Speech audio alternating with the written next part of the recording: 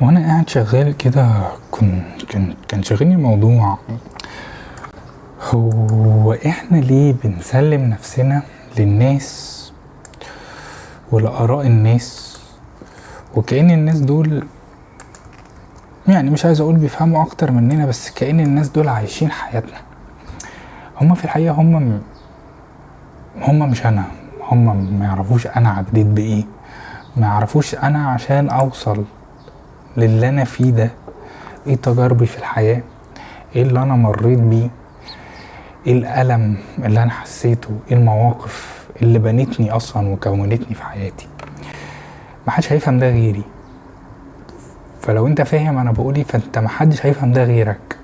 فايا كان اللي بيقول رأيه في حياتك هو مفروض يكون بيحاول يساعدك، وهو فعلا بيحاول يساعدك، بس هو دايما بيحاول يساعدك من وجهة نظره، من خبراته هو في حياته، من مواقفه، من اللي هو شافه سواء مع نفسه مع زمايله.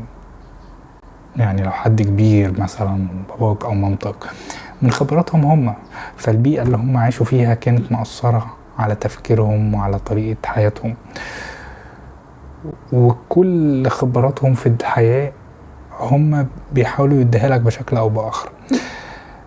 انا مش ضد ده، بس انا مش معاه بشكل كامل، لان كل انسان بيبقى ليه تجاربه في الحياة، والتجارب دي بتفرق من شخص للتاني، وردة فعله هي اللي بتفرق في الموضوع نفسه.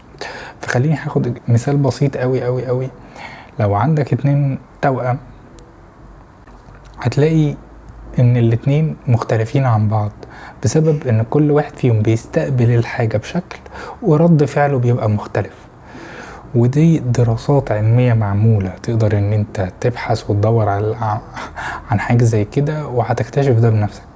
فكل انسان ربنا خلق مختلف عن التاني، مش بس في بصمة الصوت ولا بصمة العين ولا في بصمة الصبع، لا، احنا مختلفين في استقبالنا، في وعينا وإدراكنا، والأهم هو في رد فعلنا.